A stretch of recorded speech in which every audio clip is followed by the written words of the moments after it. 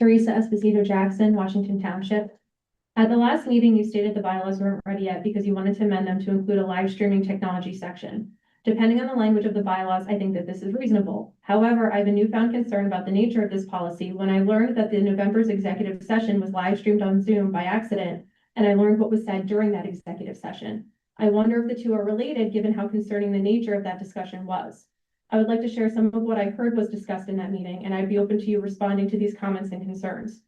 First, I heard that you apparently called the public stupid because we want our comments accurately represented in the minutes, and that we apparently think that makes them realer. We issued concerns because entire points weren't included or they were completely misrepresented. We weren't requesting a verbatim recollection posted in the minutes. I also heard that you don't want correspondence represented on the agendas because the chairperson at the time, Ms. Thomas, apparently didn't want her friend's letters to be to the commission to be Oprah'd. That allegedly she stated that if you state the name of the person who sent in the correspondence, it makes it Oprahable, and that you don't want to give us ammo.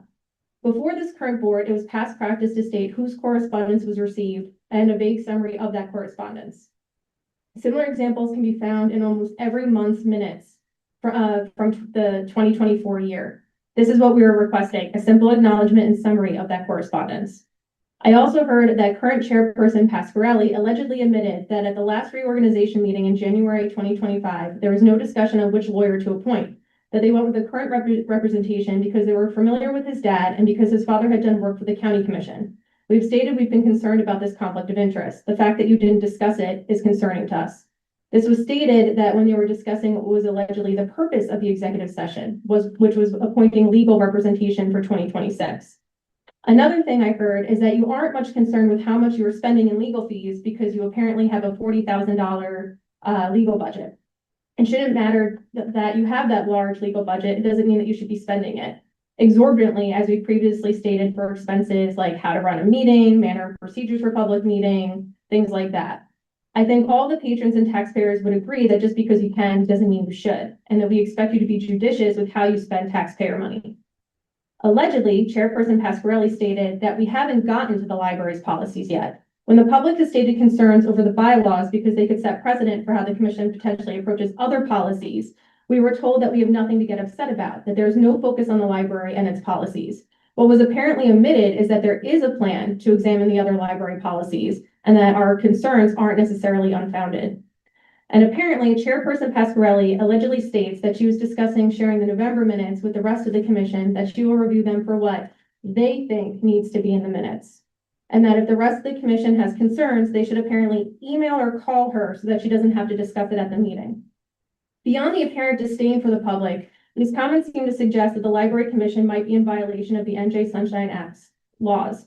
According to the NJ Sunshine Act law, section 10.413, stating as precisely as possible the time when and the circumstances under which the discussion conducted in closed session of the public body can be disclosed to the public.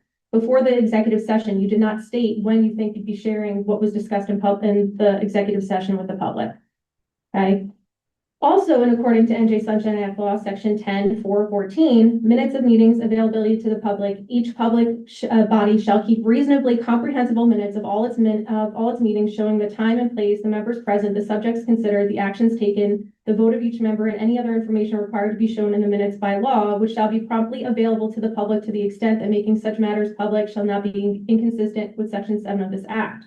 If the reason for the executive session was to vote on legal representation, you did that in January. That means that you should be making those executive session minutes public at this time. Do you have any comments in regards to what was said during that executive session? What has been the policy for executive session minutes? What's been followed? I believe with the former commission, the administrative secretary would not be participating in the executive session, so minutes would be taken by those members in the executive session. I don't recall us ever discussing this. And no, we don't have minutes. I wasn't in the executive session. Yeah, and it was just one. Did we have just one last year? I believe Executive so. session. I believe just one. Okay, I so have to go nobody- back to be certain. Nobody's raised the issue about minutes, so I guess we need to do those. Who was in the meeting? Just us were in that meeting? Yes, Okay. Ruth was not here. Would somebody like to volunteer? To draft the minutes of the executive session? If not, I'll do it. You'll do it. Okay, we'll do that and we'll plan on doing that, but that was an oversight. No other comments to what you were Not for stated? me.